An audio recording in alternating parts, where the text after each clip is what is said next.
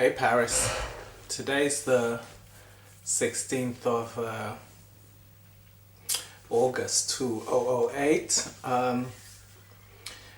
Normally this is the first weekend. I haven't seen you since I arrived from Nigeria about 7-8 weeks ago. Basically, something happened between your mother and my mum. I don't know what happened because I'm not involved, but all I know is that she said to my mom that you're not coming this weekend, and she sent me a text. You have to bear in mind that me and your mom, we very rarely speak, and I only saw her, I think, the first week when I arrived, when she tried to talk to me. But the thing about your mom is I'm afraid of her. When you talk to her, she gets agitated, starts crying. Before you know it, she's like we're oppressing her. And she's so good that if she's in that kind of state and the police are called, they would automatically take her side and assume that we were terrorizing her. So, I've learned the hard way. So basically, I just avoided her that day. Anyway, so bottom line is, she sent me a text, and this is what her text says. Paris will no longer be with you, money grab mom. I hope she spent it well. I guess she's referring to my mom, your grandmother. I don't forget the day she got you brother to phone me to say I should pay her more and pay her first. You ripped me off. So did she. You're both evil. Stay away from me. Forever peace. Your mother is a disgrace, just like her gay son. Now that's the text that your mom sent to me. And the thing about me is, I'm quite understanding in the sense that I always try and see where two people are coming from. It's like us. I don't know how you're going to feel when you're older, whether we're going to get on. But I'll always try and look and see where you're coming from, whether you genuinely hate my guts because I wasn't there for you, or you love me and you just love me unconditionally. It'll be interesting to see how it all develops.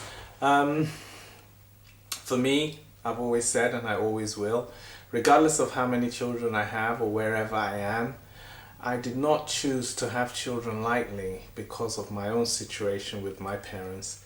I never assumed that this is a situation I would find myself in. I honestly loved your mother when we were together, and I thought that the both of us would develop into something. So the whole thing for me is perplexing, and it's taken me a long time to get to the stage of having another relationship and another baby. And I'm 100% behind Kinde and Happiness, who I was thinking about today, and they were just bringing smiles to my face, and Kinde called me, and I was like, oh, is that telepathy? Did she know that I was thinking about her? So that's Uncle Mark sending me a text. He said he's coming over later, but anyway, we'll see how we go. Anyway, so that's basically the message your mum sent. Looking at it, there is an element of truth in it, in the sense that my mum did ask for £70. I was there, and Abraham was there as well, your Uncle AB. And I said to my mum that £70 for Heather is a lot of money. And my mum says, well, when you were with me for 6 months in Nigeria, she didn't give us a dime. And I said to my mum that she can't base her decision on that, because that is not her place to base her decision for collecting £70 on that. And I now begged her, this is my mum, I now said to her that please, can she take £40?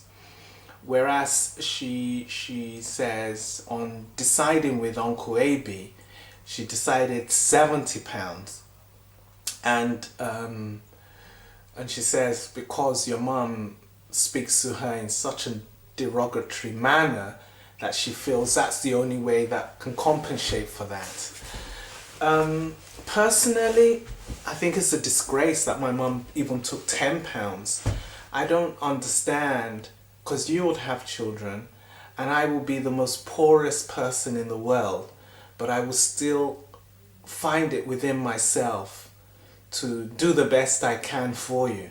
So if I can only take you for a day, I'll take you for a day. If I can take you for a week, as in your children, I mean, I would do what I can, but I would work with you, if you understand. And I would work with your husband, even if he's estranged from you, for the kids. Do you know what I mean? But I felt £70 was too much. I actually even feel £40 was too much. I feel like my mom should have been a little bit more accommodating. But that is a private discussion between me and your mom, me and my mom. It's not a discussion that I should have with your mother, because I'm not involved with your mother anymore in those days when that thing was happening. As far as I'm concerned, that is between me and my mom to have that kind of private discussion where we both disagree on certain things and we move on. I don't think I should have that discussion with your mother, because we didn't have that kind of relationship at that time.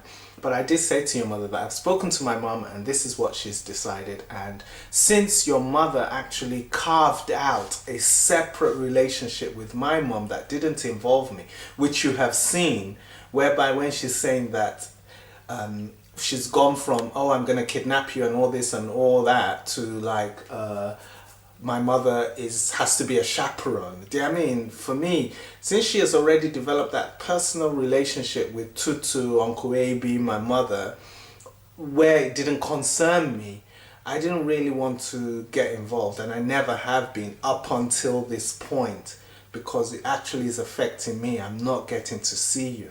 And as a result of that, I sent your mother a text myself. And this is what mine says.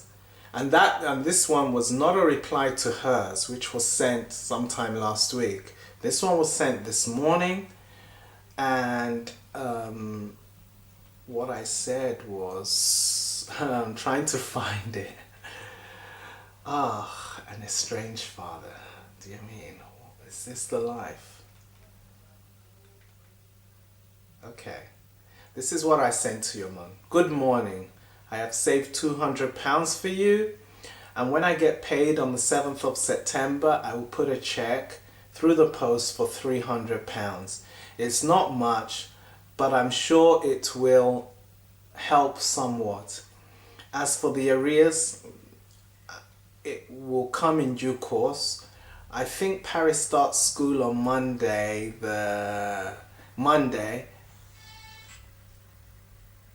Oh, that's Auntie Pat sending me a message. I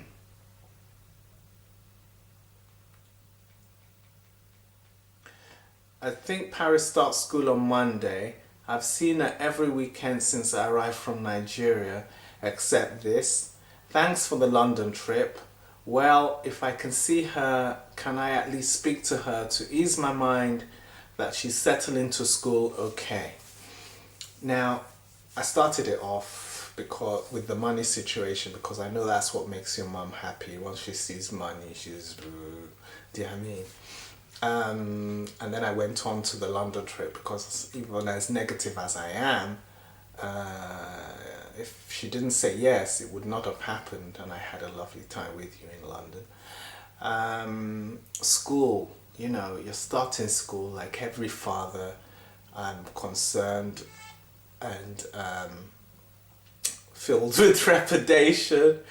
And I want to be around, and I want to see you your first day at school and talk to you and see how you found it and all your new friends and teachers. And I don't think I've ever said this, but I personally believe at this point in time you have a very short attention span. It's always been like that since you were a baby. Trying to get you to concentrate on one thing has been very difficult. You're like all over the place. But you know, partly my fault because nobody is permanent except your mom, and she has her own way of doing things which she feels is the best way. But for me, I study you, I watch you, and I feel like school is going to be brilliant because it's going to kind of focus you as well, you know, so I'm very happy. But at the same time, I'm sad because your mom didn't reply the text, and I don't know why. It might be strategic in the sense that she's upset, or it might be like she knows that I'll eventually call, because that's eventually what I am going to do. I am eventually going to call to speak to her and say, can I speak to Paris? And I know she's going to give me so much abuse. I'll be surprised if she gives me, if she's nice. But if she's nice, I'll tell you on camera that she's nice. But I will call her and I will say to her that, look, I want to speak to Paris. And she'll probably go on that I'm not giving her enough money and she hasn't received anything from me other than the £100, which was to cover last year's December. I still owe her, you know, we're going into September now, so I owe £100 for every month, so you can see that I'm well behind. But like I said, I've just started a new job. It doesn't pay that much, but it's lovely. I'm happy there. I'm not happy with my work colleagues. They're a little bit difficult, but the residents in the old people's home where I'm working, they're brilliant. And my senior colleagues or senior staff, they're lovely as well. You know, so that's another story. So this is where we're at, Paris. You're just about to start school and I'm not there, not involved. It's making me really sad. Very, very sad. But, you know, if you get sad, you get depressed and will away. And I've got Kinder to look out for, and Happiness, who's coming into this world. And we've got I'm going to go over in September. I'm going to see them. And Kinda has been complaining that there's nobody rubbing her stomach, and I'm looking forward to rubbing her stomach. And this pregnancy is so different to the one I had with your mom. I just never had any fun with the pregnancy. It was just arguments the whole way through. Arguments and sex, I guess. You know, but there was no... Oh, well, it wasn't that bad. Maybe I don't want to remember the good times. There were some good times, such as when you were kicking Paris. Honestly, your mom came and showed me and she said to me, I feel, you know, so yeah, there were some good times. But that's the past now. Your mom's with Greg. She's happy. It's been over 4 years now. I've managed to find somebody too, so it's my turn to be happy. You know, in life you can't be so selfish. You know, I did wait a long time hoping that she would show some resemblance of what made us attracted to each other initially, but there was nothing. So, you know, time to move on. And as you can see yourself, she automatically assumes that I'm gay and always throws that in my face.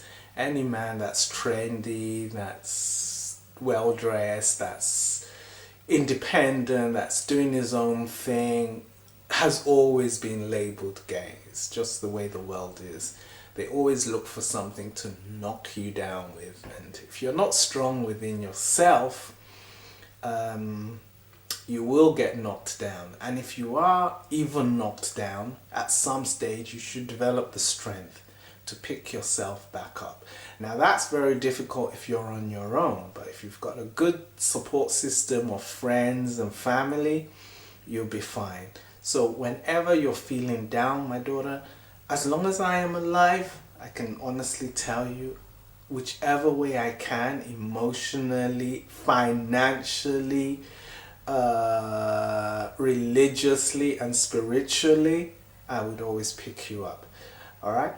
Because that is the way, that's the decision I made when I was going to have children. And that's why I admire your mum so much, because even though I feel she's failing in so many aspects, the financial side of stuff, she's doing very well for you. Very, very well. Do you know what I mean? You know, so I can't fault that.